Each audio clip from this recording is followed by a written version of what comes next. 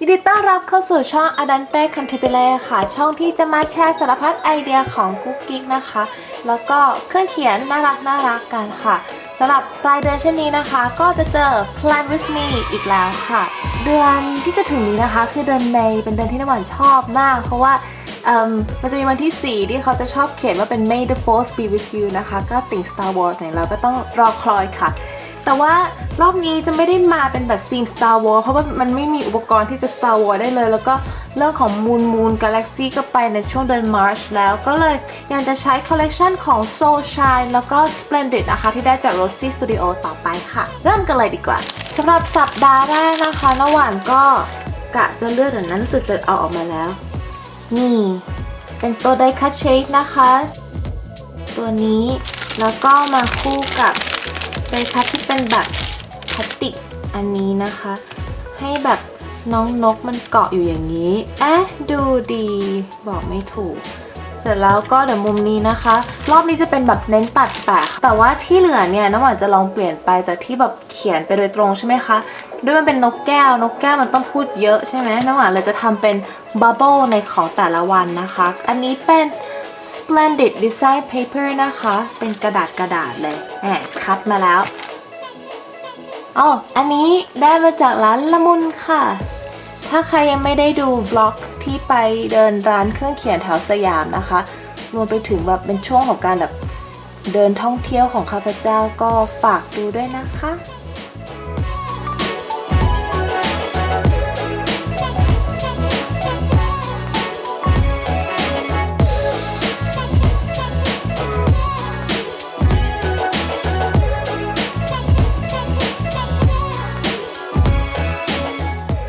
ก็จะ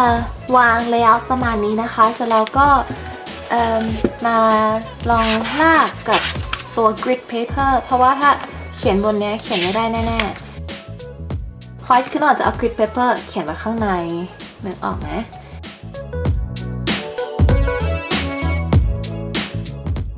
โอเคตอนนี้ก็ drop แล้วนะคะแล้วก็เดี๋ยวจะ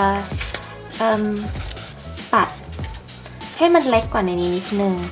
จะไม่แปะไปทันทีนะคะน้ำหวานจะขยำมันค่ะขยำมันให้มันได้ texture ที่มันแปลกๆขึ้นมาหน่อยนะคะให้ดูแบบไม่ราบเรียบเกินไป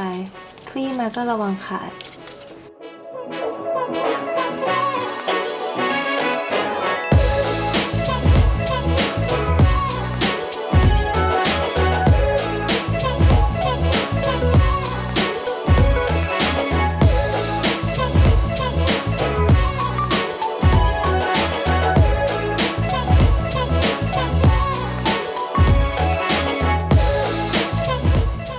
ตรงขาเขานะคะน้ำหวานจะให้เขาเกาะกับใบไม้ใช่ไหมคะก็ต้องเหมือน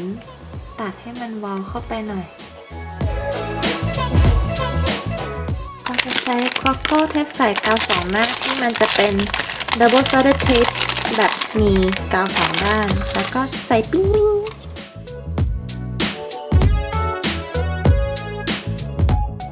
มาถึงจุดนี้นะคะก็คิดว่าตรงนี้โล่งไปเดี๋ยวจะแปะคำนี้ลงไปนะคะ holidays เป็นแบบเหมือนจะทำให้เรารู้สึกว่าไม่เป็นไรนะสักวันหนึ่งเราจะได้พักผ่อน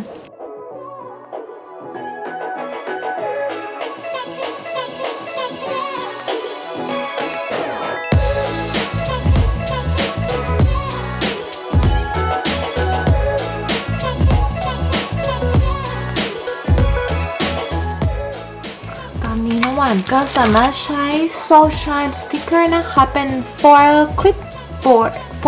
chipboard alphabet นะคะ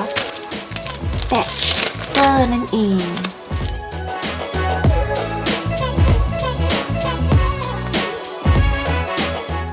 ตอนนี้นะคะก็จะใช้ดินสอเป็นแบบ felt tip ของ Miniso นะคะข้อดีของปากกาตัวนี้นะคือขึ้นเบาลงหนักได้ค่ะ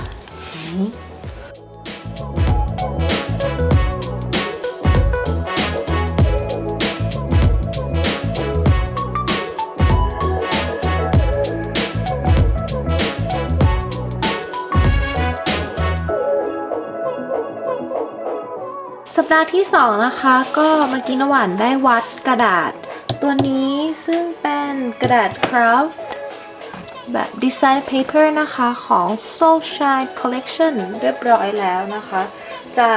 ทำด้านนี้ด้านหนึ่งให้เป็นลายนี้เลยอีกด้านหนึ่งก็สักครึ่งหนึ่งแล้วเดี๋ยวจะเอากระดาษอื่นแปะทับไปด้วยกันค่ะเช่นเคยนะคะอุปกรณ์ปัดของเราก็คือไม้บรรทัดกันบาดของ Croco ค่ะแต่มีเธอและชีวิตดีขึ้นมากอีกด้านหนึ่ง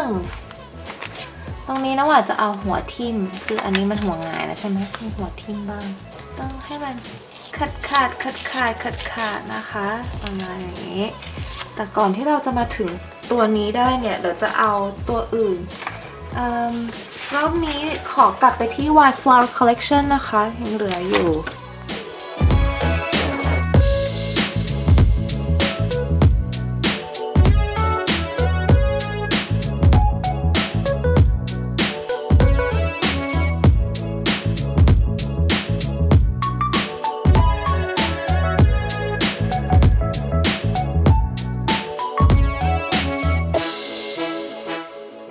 โอเคตอนนี้คือ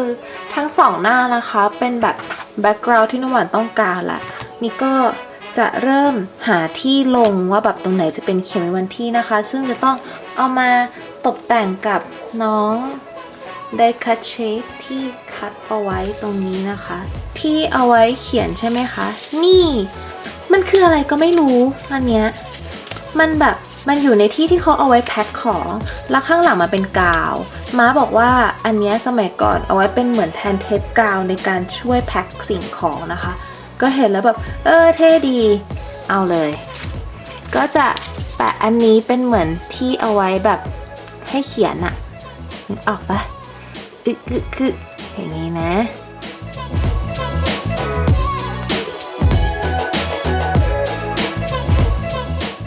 ประมาณอย่างนี้เนาะโอเคหวังว่าจะรอด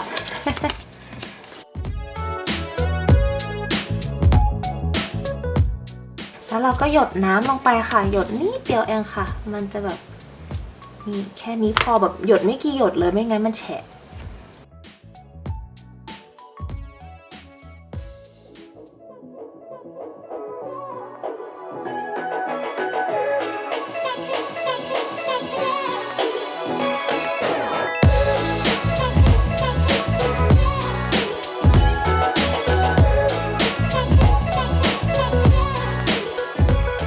มานะคะเดี๋ยวน้ำหวานก็จะใช้Pentel Side Me นะคะในการเขียนวันที่ค่ะ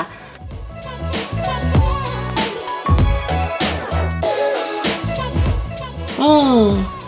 เสร็จแล้วค่ะของสัปดาห์ที่2ค่ะสัปดาห์ที่3นะคะยังเป็นการตัดแปะต่อไปค่ะก็จะใช้ Splendid Collection กับ White Flower นะคะ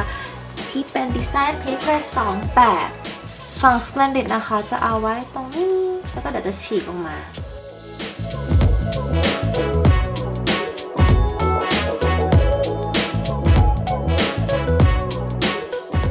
เดี๋ยวจะใช้ embellishment pack ของรุ่น Splendid Collection นะคะตกแต่งเพิ่มนิดหน่อย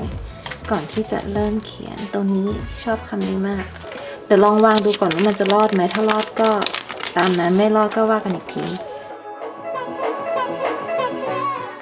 ตรงนี้นะคะน้ำหวานก็จะคุมโทนนะคะด้วยสีเทาแบบอ่อนๆของมาลายเนอร์นะคะแล้วก็ที่เหลือเป็น Crayola Super Tips ที่แบบลอกหมดแล้ว3สีนี้นะคะ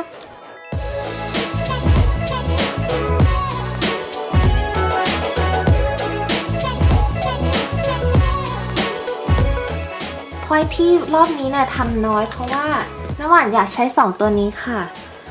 เป็น Decourage ที่เพิ่งไปสอยมาใหม่นะคะเป็นแบบลาย Galaxy โทนชมพูกับโทนแบบน้ำเงินชมพูกับน้ำเงินออกม่วงๆเขียวอะไรเงี้ยลุยโลดจ้ะ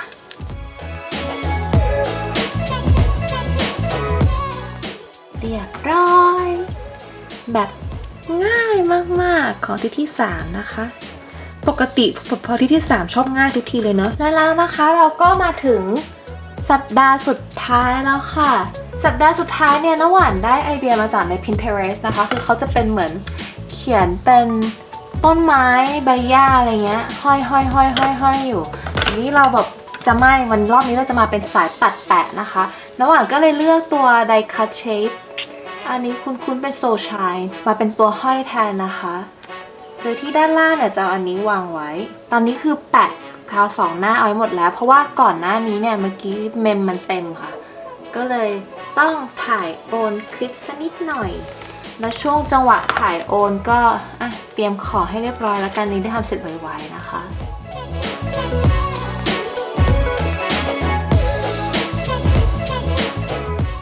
ณจุดนี้อาจจะดูว่าแบบกำลังทำอะไรอยู่ใช่ไหมคะเราก็จะเขียนเป็นเส้นค่ะลากลงมาประดุจว่ากำลังห้อยไอ้สิ่งเหล่านี้อยู่นะคะ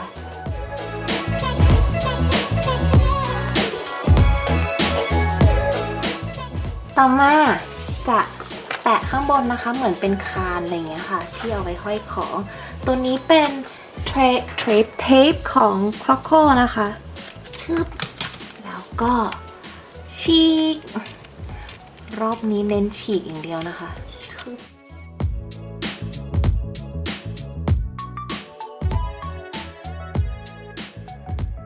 รู้สึกอะไรมันหายไปไหมคะวันที่ไงล่ะวันที่น้ำหวานจะใช้นี่น้องไดโมนะคะเป็นแบบอันนี้มันจะเป็นเหมือนสติ๊กเกอร์แข็งๆเหมือนเป็นเหล็กอะค่ะแล้วก็จะเป็นตัวตอกเอาไอเนี้ยให้มันเป็นนูนๆขึ้นมาตัวนี้นะคะน้ำหวานซื้อที่ร้านแบบโลคอลเป็นห้างโลคอลชื่อว่าท็อปแลนด์นะคะที่พิษณุโลกแต่ว่าจริงๆแล้วมันมีที่ละมุนด้วยนะคะก็เนี่ยค่ะจะมีอัลฟาเบตหลายๆตัวแล้วเราก็กดเป็นให้มันปั๊มเป็นตาอะไรเงี้ยแต่ว่าก่อนอื่นแนะนำว่าให้กดมาเป็นตัวจุดหรืออะไรก็ได้ทิ้งไว้ก่อนสักนิดนึงนะคะเนี่ยให้สีดำมันออกมาไม่งั้นมันไม่ออกเสร็จแล้วก็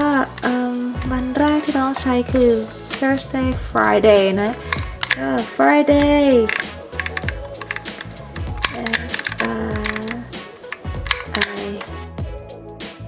นิดนึงแล้วก็เป็นกรรไกรตัดแก๊กนี่กาวไม่ค่อยเหนียวแล้วฮะใช้มานานมากแล้วค่ะไม่หมดสักทีนี่ซื้อรีฟิลไว้เยอะด้วยเนี่ย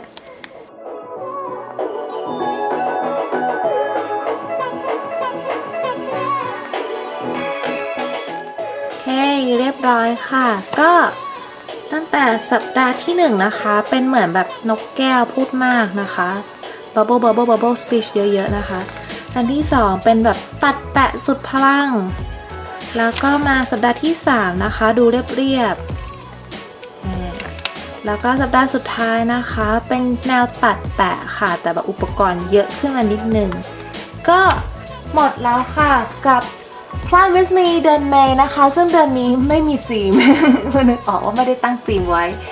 แต่ก็ถ้าใครรู้สึกว่าชอบใช่ยังไงนะคะก็ฝากกดไลค์กดแชร์ด้วยค่ะอย่าลืม subscribe Adante Cantabile นะคะมี Twitter อย่าลืม follow @studyideas ค่ะแล้วก็ Facebook Fanpage ชื่อว่า Adante Cantabile NW นะคะสำหรับวันนี้ก็ลาไปก่อนแล้วค่ะบ๊ายบายค่ะ love you